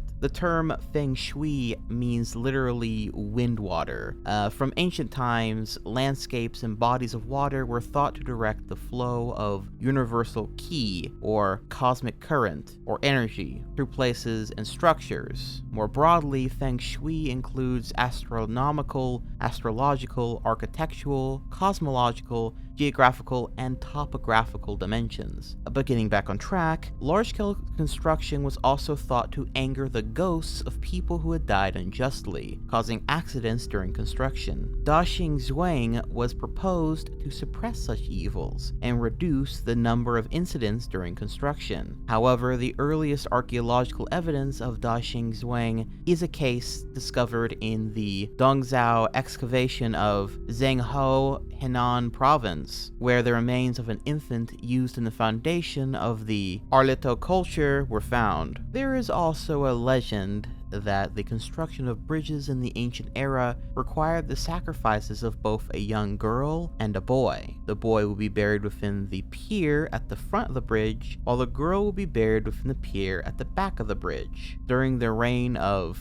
Chohei of Goryeo, a rumor spread within the capital city of Kaesong that he had planned to sacrifice dozens of infants as a foundation for his new palace, causing chaos as the people of Kaesong fled en masse, unquote. On the Japanese side, though, there is a story of the Maruku Castle. Quote, Maruku Castle is one of the oldest surviving castles in Japan, and is rumored to have been constructed with a human pillar, which can be found in the legend of O Shizu Hitobashira. When Shibata Katsutoyo, the nephew of Shibata Katsui, was building a castle in Maruka, the stone wall of the castle kept collapsing no matter how many times it was piled up. There was one vassal who suggested that they should make someone a human sacrifice, Hitobashira. Oshizu, a one-eyed woman who had 2 children and lived a poor life, was selected as the Hitobashira. She resolved to become one on the condition that one of her children be made a samurai. She was buried under the central pillar of the castle keep. Soon after that, the construction of the castle keep was successfully completed, but Katsutoyo was transferred to another province, and her son was not made a samurai. Her spirit felt resentful and made the moat overflow with spring rain when the season of cutting algae came in April every year. People called it the rain caused by the tears of Oshizo's sorrow, and erected a small tomb to soothe her spirit. There was a poem handed down: the rain which falls when the season of cutting algae comes is the rain reminiscent of the tears of the poor Oshizo's sorrow. It has been commented that the instability of the walls of Maruka Castle was likely caused by the design of the castle. Although built in the Momoya period, that being 1575 to 1600, the design is more indicative of earlier fortresses. The steep base features random style stone piling, which is suggested as a source of instability in the walls, which may have led to the use of a human pillar during its construction, unquote. And on one final note, quote, one related practice is sakdu lung, which involves the forcing of a child into the exit hole of a dam during a flood, in the belief that this would stop the flood. The phrase sakdu lung is in common use in modern Cantonese, but it is only used to refer to children. The ancient practice has been proposed to be the phrase's etymology, unquote. They sure did like doing this stuff with children specifically. Bonus entry, tree panning. Now this one is quite interesting, and features this lovely picture of a man who looks like he's having a,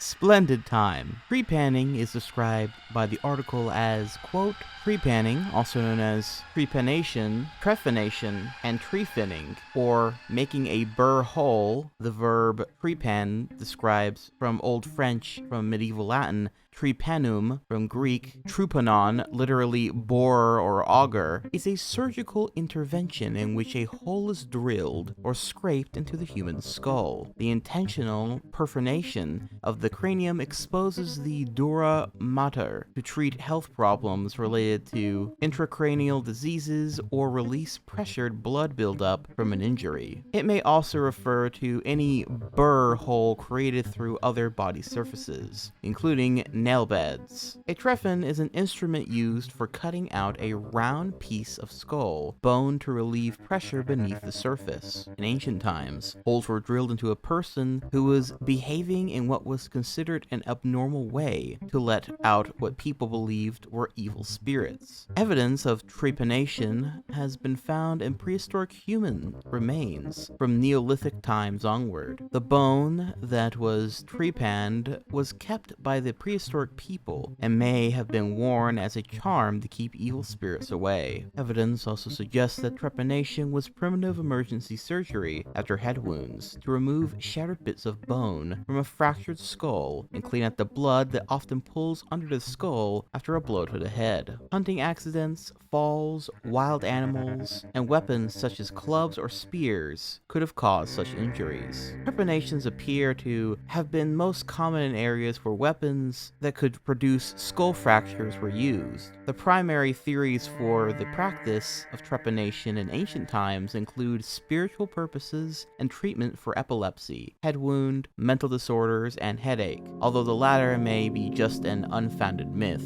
In modern eye surgery, a trephine instrument is used in corneal transplant surgery. The procedure of drilling a hole through a fingernail or toenail is also known as a trephination. It is performed by a physician or surgeon to relieve the pain associated with a subungual hematoma, that being blood under the nail. A small amount of blood is expressed through the hole, and the pain associated with the pressure is partially alleviated. Similarly, in an abdominal surgery, a trephine incision is when a small disc or abdominal skin is excised to accommodate a stoma. Although the abdominal wall does not contain bone, the use of the word trephine in this context may relate to the round incision area of skin being similar in shape to a burr hole, unquote. Regarding tools and methods, quote, in ancient times, trepanation instruments were less complex and were commonly made out of flint, obsidian, or harder material, such as stone knives, and later with metal such as bronze and copper. Additionally, the procedure was done by practitioners utilizing humi, or ceremonial knife in early Peru, sharpened seashells in the South Pacific,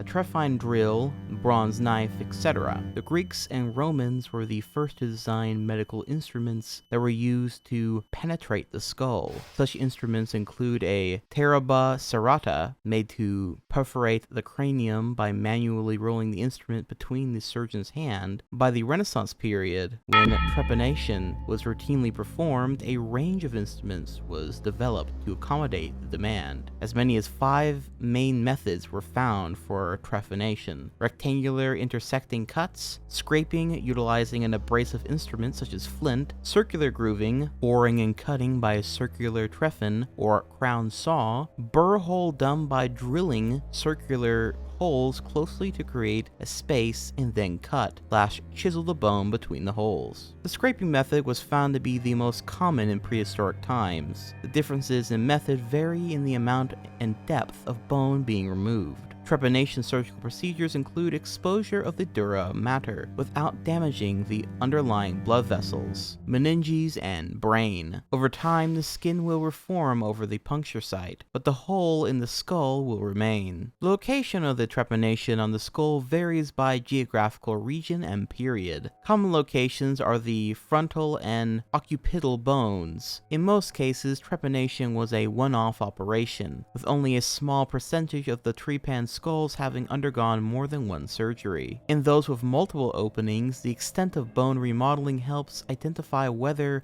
the opening was done at around the same time or at different times during the individual's life, unquote. And finally, some of the risks involved with this extremely sick and cool operation include, quote, the procedure comes with severe repercussions, such as direct or indirect perioperative complications, which include increased damage to the brain, infection, blood loss, hemorrhage, and potentially death due to the trauma as the skull's protective covering is compromised. It is not a risky procedure if the trepanation is done by a neurosurgeon, but self-trepanation has many risks. The operation leaves very minimal space for error, and a high incidence of mortality if the dura mater is penetrated. Additionally, there is a high risk of infection if the operation is conducted with contaminated tools or improper sanitary wound care. If the infection is not caught and treated immediately, it can be fatal or lead to significant and permanent brain damage. After surgery, hyperemia and osteoclastic activity are seen on the neurotic bones surrounding the trepanation site due to the loss of blood supply. The perforations were found with the growth of fine bone spurs, which indicate that trepanation had been carried out on live subjects rather than being a ritual conducted after death. There is evidence that some individuals survived multiple skull surgeries. There's evidence of bone remodeling around the skull defects, corroborated by the smooth borders around the opening, sealed by a dense cortex of bone, denoting procedural success after trepanation. Furthermore, the survival rate of the operations was higher than expected, and the infection rate relatively low. However, several skulls also show the risk of the operation, with some indicating the stop mid-operation as the trephining is incomplete. Unquote. Bonus entry. Curse of the Colonel. So there's yet another funny little saga, and I suppose a bit more of a light-hearted entry, but getting into it. Quote, "The Curse of the Colonel was a 1985 Japanese urban legend regarding a reputed sports curse placed on the Japanese Kansai-based Hanshin Tigers baseball team by the ghost of the deceased KFC founder and mascot, Colonel Sanders. Now, the curse was said to be placed on the team because of the Colonel's anger over treatment of one of his storefront statues, which was thrown into the Dotonbori River by celebrating Hanshin fans before their team's 1985 Central League pennant. As is common with sports-related curses, the Curse of the Colonel was used to explain the team's subsequent 18-year pennant drought and 38-year title drought. Some fans believe the team would never win another Japanese series until the statue had been recovered. They appeared in the Japan Series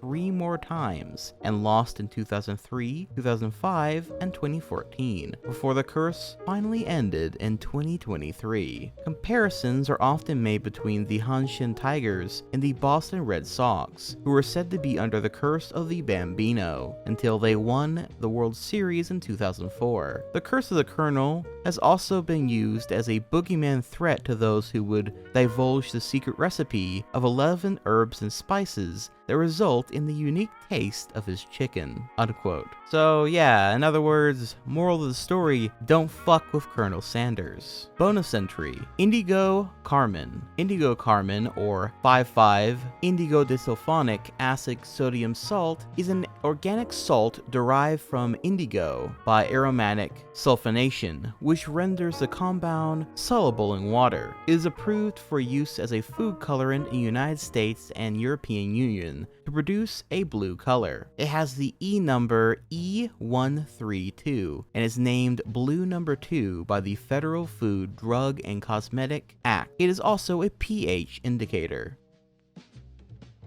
Mystery of Celtic Wood. So for this one, quote, "The mystery of Celtic wood refers to the apparent disappearance without trace of 71 men of the 10th Battalion of the 1st Australian Division during a diversionary attack on the German positions in Celtic Wood, near Passchendaele in West Flanders, during the Battle of Poel Capelle on October 9, 1917, in the First World War. Official army reports of the action state that investigations have failed to account for the fate of 37 men of the 10th Battalion. German records contain no mention of the attack, which led to the speculation that the men were massacred and buried in a mass grave. Visitors to the site today are still given this explanation by guides, and rumors persist that the men had simply walked into the mist and disappeared. Some investigators attribute the lack of record of the missing to confusion, misreporting, and clerical error." Unquote.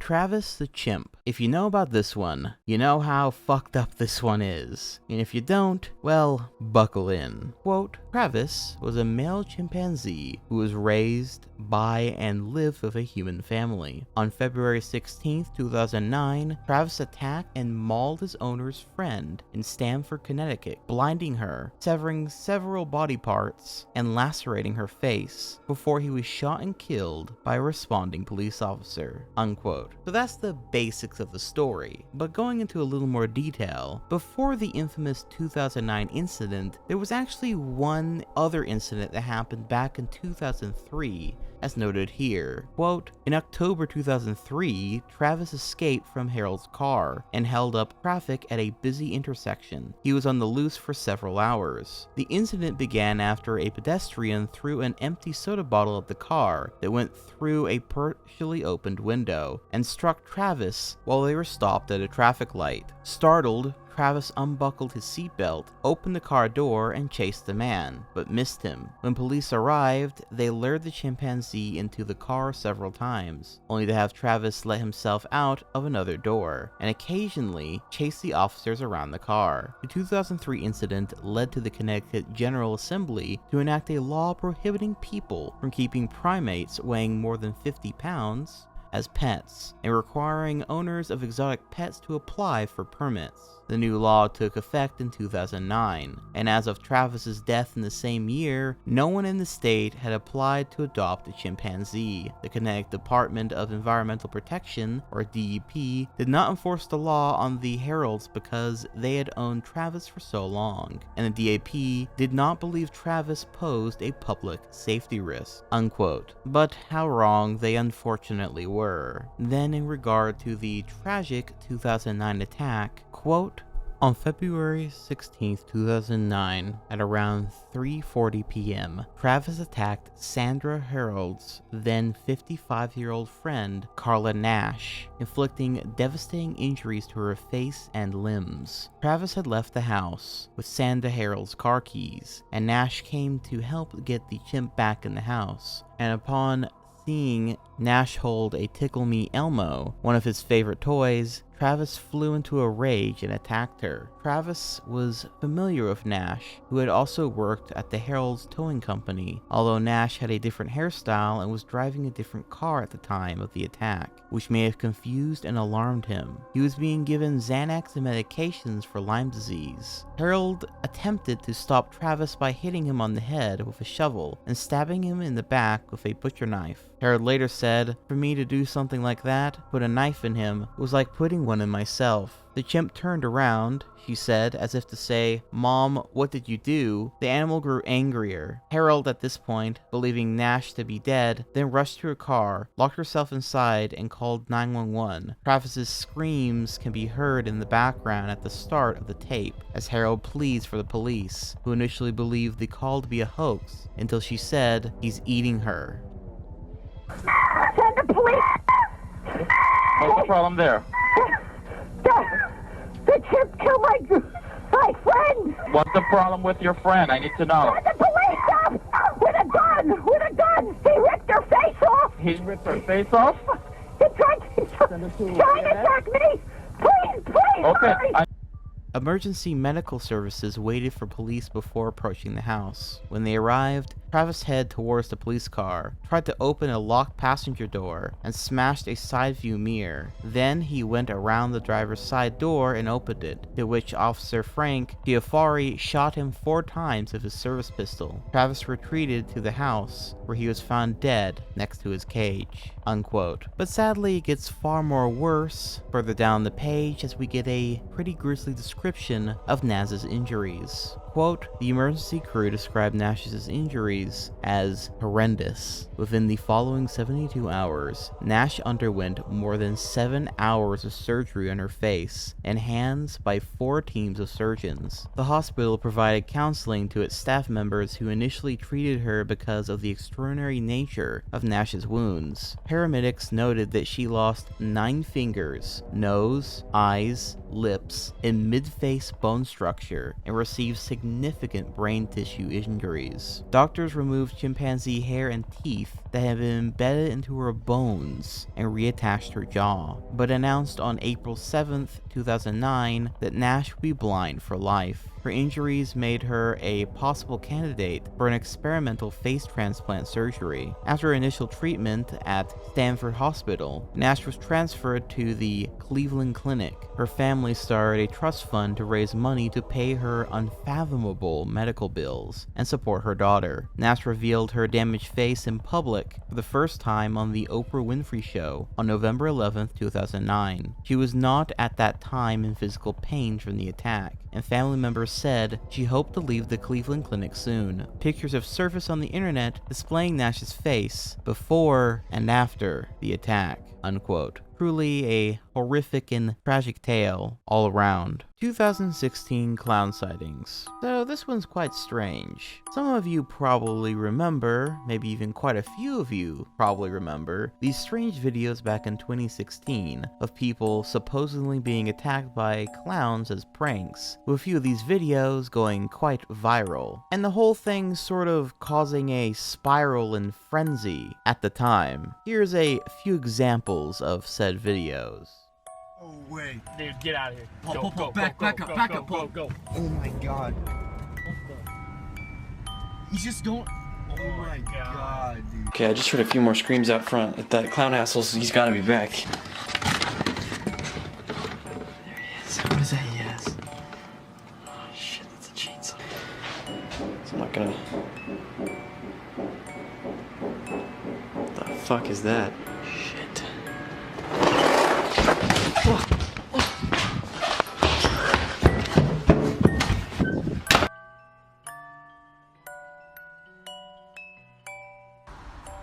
Yo, what the? Dude, what the fuck? Who is that? Are you kidding? Why'd that nigga wear a fucking... Hey, zoom in on that shit. Zoom in. Oh, dude, what the fuck? What the fuck is that? Nah. Stop playing. Okay, I think we should dip, dog. Nah, you think that fool's fucking around? Oh, fuck! Hey, that fool's coming, Fool! Fool! No! Hurry the fuck up, dog! Oh, shit! Oh, what the fuck? Oh, shit! Oh, whoa, what the fuck, shit. bro? Hey, bitch, what the fuck? Oh! Hey, Oh, shit, go! what the fuck? What the Hey, fuck? chill! Now, I distinctly remember at the time that as these videos were coming out and this whole thing was going on, I kind of enjoyed looking up clown sightings or being attacked by clowns and shit like that on YouTube, because I found many of these videos to be, even if completely fake, be kind of fun bits of found footage-esque horror. Or if taken at complete face value, some dumbass in a clown costume trying to scare people and somehow not getting shot through the whole ordeal. Going into some details regarding these, quote, 2016 clown sightings was a case of mass hysteria fueled by reports of people disguised as evil clowns in incongruous settings, such as near forests and schools. The incidents were reported in the United States, Canada, Australia, England, Scotland, and subsequently in other countries and territories starting during August of 2016. The sightings were first reported in Green Bay, Wisconsin, in what turned out to be a marketing stunt for a horror film. The phenomenon later spread to many other cities in the US, and by October 2016, clown sightings and attacks had been reported in nearly all US states, 9 out of 13 provinces and territories of Canada, and 18 other countries. Prior to the spat of incidents in 2016, numerous sightings of people dressed as clowns in odd or incongruous settings have occurred throughout the world since 2013. The proliferation of the videos and images of these precursor sightings spread through social media posts and viral sharings of the content. In early August of 2016, the clown phenomenon began in Green Bay, Wisconsin, and according to the New York Times, reports began to surface a clown sightings in Greenville County, South Carolina in late August. In Greenville County, it was rumored that clowns were attempting to lure children into the woods with money or loitering around. Similarly, a clown was sighted in Winston-Salem, North Carolina, offering treats to children. The clown fled when police police arrived. 5 pictures of creepy clown roaming a vacant parking lot under a bridge in downtown Green Bay at night started going viral on the 1st of August in 2016. A Facebook page was created shortly after, claiming that the clown was named Gags. In the days that followed, the pictures were discussed on numerous news outlets, including Fox News and USA Today. Suspicions of the character being related to a horror film were confirmed when a Wisconsin filmmaker announced the pictures were a marketing stunt for a then unreleased short film titled Gags. A feature film was produced based on the short film and premiered in 2018, with the film having a limited theater run and released on video-on-demand platforms on September of 2019. After the Wisconsin incident, numerous other incidents started popping up across the states at the end of August of 2016. In early October 2016, further incidents were reported in Canada, and the first occurrences in the United Kingdom and Australia. British communities were described as horrified, and pressure had been placed on police resources. According to the New York Times, the clown sightings resulted in at least 12 arrests across the United States and 1 death. In Reading, Pennsylvania, a 16-year-old boy was fatally stabbed during an incident that could have been provoked by a prowler wearing a clown mask. The charges related to the sightings included making false reports, threats, and chasing people. Throughout this time, internet social media sites received numerous postings related to the phenomenon. The World Clown Association president Randy Christensen took a stance against the trend of people dressing up as clowns to frighten people. Circuses and other clown-related businesses were affected. In October 2016, McDonald's decided that Ronald McDonald would keep a lower profile as a result of the incidents. A sociologist has called 2016 a bad time to be a professional clown. The killer clown craze was linked to a significant increase in sales of clown suits in and near Glasgow, Scotland. During Halloween, some Floridians decided to go armed while trick-or-treating, unquote. This would eventually lead to some areas banning clown costumes outright, and several threats being made by supposed clown terrorists that ultimately led to nothing. I remember at the time that there were many news outlets and places that thought there was some kind of crazy clown cult or terrorist group, and this was all like building up towards some greater incident or incidents. But this never came to be, and this was mostly spread by people who don't really understand how these sorts of trends work. It can start out with as simple as 1 or 2 people doing something funny, creepy, or entertaining, and then a bunch of other people will just follow suit and do it just because it's funny. May make them go viral, etc. This whole incident also led to one of the funniest green text stories ever made, which I'll go ahead and quickly give a read right now. Quote, "Be me, 6'6", 280-pound redneck. We're talking full-blown AR-15 toting, Trump supporting, trailer-dwelling Texan redneck. Live 2 miles near nearest human and 10 miles from nearest town. Watching shitty reality TV one evening. Stark naked because Texan summers and my wagey ass can't afford AC. At about 11 p.m., hear car pulling up in driveway. Leave me alone shitheads.jpg. Look out window. See shittier 1990s Toyota covered in graffiti. 3 teenagers in what I'm guessing are supposed to be scary clown attire file out. Recall string of vandalism in local news. Light bulb goes off. Not on my watch.exe. Grab rifle. Throw on nearest pair of boots. And quietly go out back door. Start slowly circling around trailer hoping to catch a little in the act. Here's some indistinct talking on side opposite mine. Figure it's my chance. Dramatically jump out with rifle up. Start thinking of something imposing to say like, wanna die or fuck you. Stage 5 autism kicks in. My brain fuses the two, and I shout at the top of my voice, wanna fuck! Quickly look down and realize all the adrenaline has made my member fully erect. Realize how it must look from their perspective. A 6'6" fat ass with an AR-15, a woody, and wearing nothing but cowboy boots has just asked them to fuck. I have never seen anything haul ass faster in my entire life. No vandalism in the news for a couple weeks. The Anguished Man. Quote, "The Anguished Man is a painting created by an unknown artist. Owner Shane Robinson from Cumbria, England, claims to have inherited the painting from his grandmother, who told him that the artist who created the painting had mixed his own blood into the paint and died by psoriasis soon after finishing the work. The painting has been characterized as being supposedly haunted." Robinson uploaded videos of the painting to his YouTube channel in 2010, in which he claims to have heard crying and moaning noises in his house, and to have once seen the figure of a man. In 2016, rights were acquired to make a film based on the story of the painting, and as far as I'm aware, this movie never came to be, however.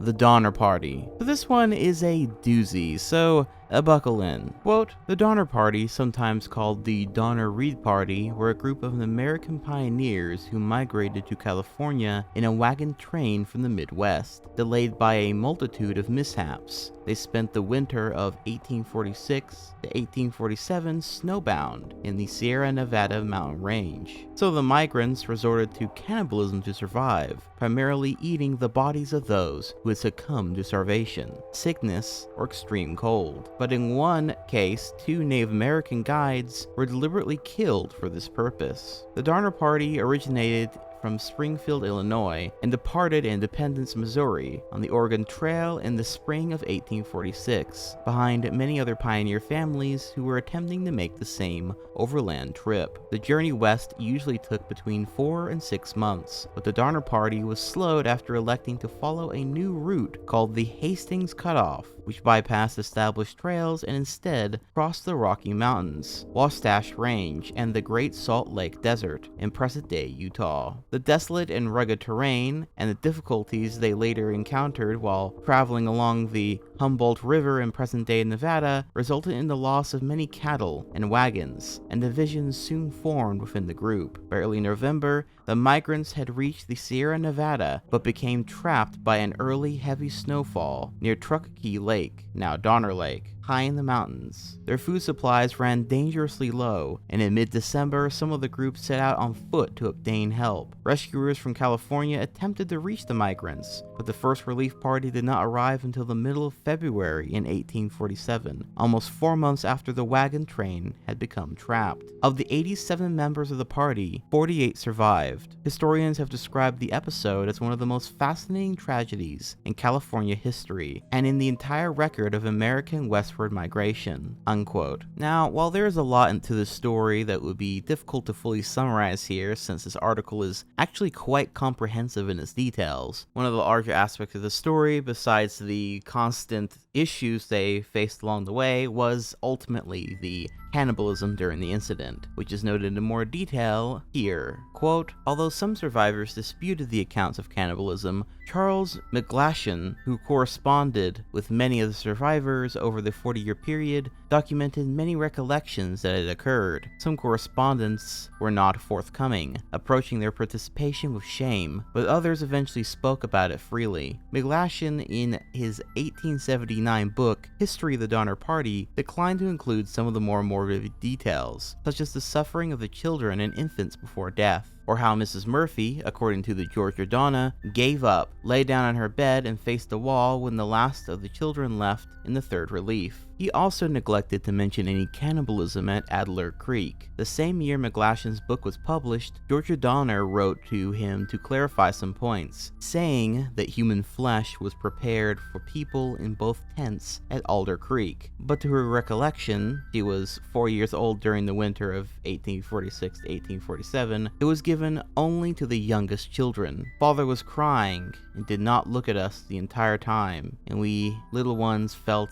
we could not help it. There was nothing else. She also remembered that Elizabeth Donner, Jacob's wife, announced one morning that she had cooked the arm of Samuel Shoemaker, a 25-year-old teamster. Eliza Donner Houghton, in her 1911 account of the ordeal, did not mention any cannibalism at Alder Creek. Archaeological findings at the Alder Creek camp proved inconclusive for evidence of cannibalism. None of the bones tested at the Alder Creek cooking hearth could be identified with a certainty as human. According to Rorick, only cooked bones would be preserved. and it is unlikely that the Donner Party members would have needed to cook human bones. According to an account published by H.A. Wise in 1847, Trudeau boasted of his own heroism, but also spoke in lurid detail of eating Jacob Donner and said he had eaten a baby raw. Many years later, Trudeau met Eliza Donner Houghton and denied cannibalizing anyone. He reiterated this in an interview with a St. Louis newspaper in 1891, when he was 60 years old. Houghton and the other Donner children were fond of Trudeau, and he of them, despite their circumstances and the fact that he eventually left Hampson Donner alone. Author George Stewart considers Trudeau's accounts to Wise more accurate than what he told Houghton in 1884, and asserted that he deserted the Donners. Christian Johnson, on the other hand, attributes Trudeau's interview with Wise to be a result of common adolescent desires to be the center of attention and to shock one's elders. When older, he reconsidered his story so as not to upset Houghton. Historians Joseph King and Jack Steed call Stewart's characterization of Trudeau's actions as desertion, extravagant moralism, particularly because all members of the party were forced to make difficult choices. Ethan Rarick echoed this by writing, "More than the gleaming heroism or sullied villainy, the Donner Party is a story of hard decisions that were neither heroic nor villainous." Unquote.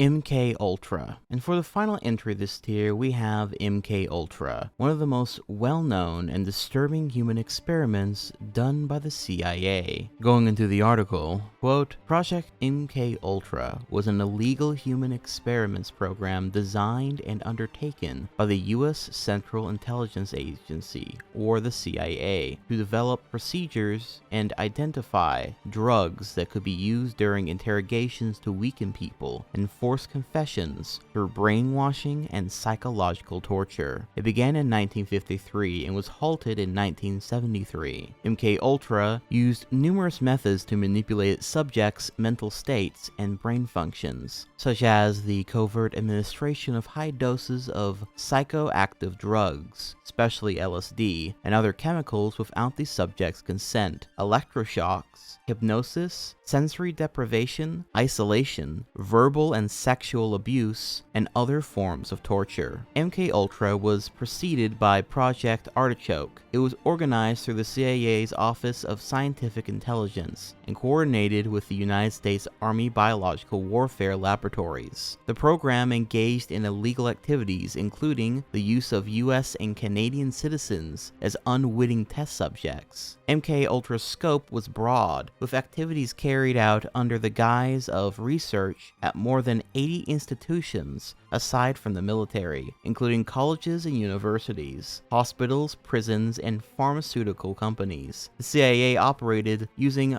front organizations, although some top officials at these institutions were aware of the CIA's involvement. MK Ultra was revealed to the public in 1975 by the Church Committee of the United States Congress and Gerald Ford's United States President's Commission on CIA Activities within the United States, the Rockefeller Commission. Investigative efforts were hampered by CIA Director Richard Helms' order at all MK Ultra files be destroyed in 1973. The Church Committee and the Rockefeller Commission investigations relied on the sworn testimony of direct participants and on the small number of documents that survived Helms' order. In 1977, a Freedom of Information Act request uncovered a cache of 20,000 documents relating to MK Ultra, which led to Senate hearings. Some surviving information about MK Ultra was declassified in 2001. Going into more detail, quote, CIA documents suggest that they investigated chemical, biological, and radiological methods of mind control as part of MK Ultra. They spent an estimated $10 million, or roughly $87.5 million, adjusted for inflation. During a hearing done by the Senate Health Committee, a testimony by the Deputy Director of the CIA stated that over 30 institutions and universities were involved in the experimentation program of testing drugs on unknowing citizens on all social levels, high high and low, Native Americans and foreign, with several of these tests involved the issuing of LSD to unaware subjects in social situations. The Army was subject to the testing of LSD, which occurred in 3 phases. The first phase included over 1,000 American soldiers who willingly volunteered for testing of chemical warfare experiments. Phase 2 had 96 volunteers who were induced with LSD in evaluation of the possibility of intelligence using the drug. The third phase included Project Third Chance and Derby Hat, which conducted experiments on 16 unwitting non-volunteer subjects that after receiving LSD were interrogated as part of Operation Field Tests.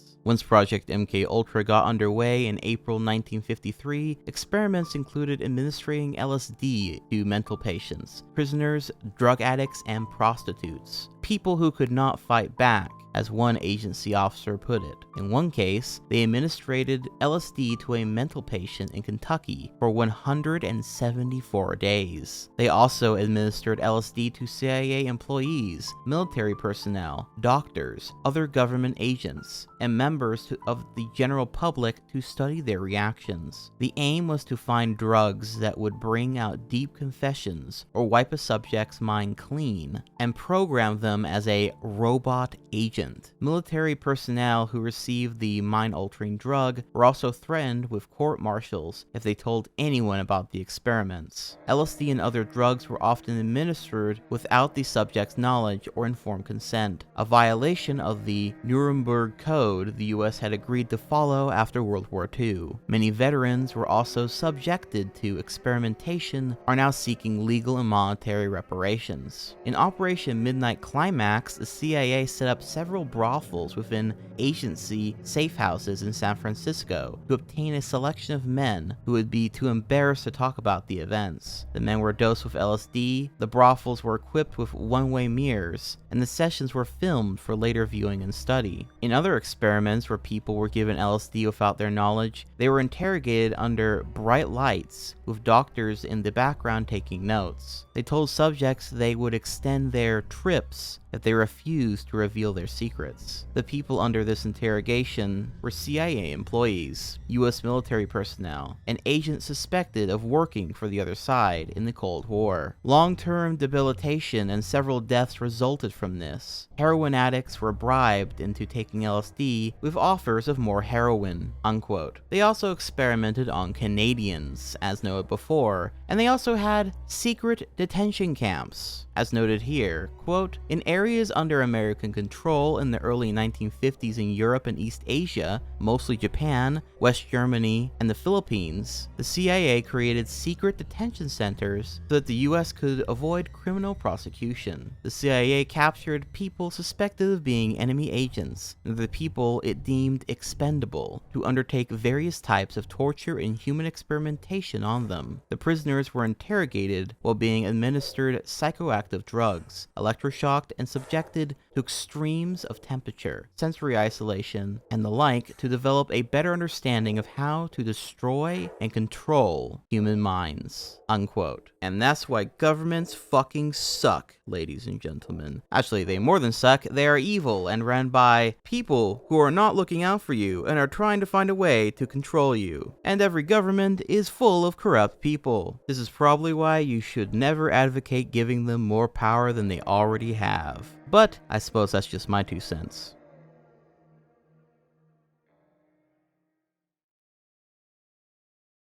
And that is it, ladies and gentlemen, for part 2 of the Disturbing Wikipedia Iceberg. I hope you all enjoyed part 2 and look forward to the next parts and, well, all the videos I have upcoming. This iceberg's already pretty dark, but trust me, it's only gonna get even darker from here. And once again, like I said last time, if you happen to have any bonus entries, whether they be dark or more comical in nature for this iceberg, be sure to comment down below, or even better yet, DM me on Twitter or Instagram, and you may just have your entry added in as a bonus entry. But with all that being said, be sure to like and subscribe if you enjoyed this video and want to see more like it. And if you'd really like the help, then be sure to join my Patreon or become a channel member to support this series and really all that I do. Speaking of that, I want to also take this time to thank all of my loyal patrons and channel members, including all of my night eggs and my night owlets, as well as a very special thank you to all of my great night owls, including Hexmaniac Hannah and Ho Hot, as well as a super duper special thank you to all of my arch owls, including the wise Nicodemus, the talented Cherry and GT, the always G Vibes Zen Garden Party, the daring Daniel Petrie, the Super Saiyan Star Punch Gaming, the mysterious Mr. Gaming Sheep, the fearless Forgotten Ace, and the Supersonic Sword. Thank you all so very much for supporting me and the channel. And until next time, this has been Dylan the Night Owl, flying off.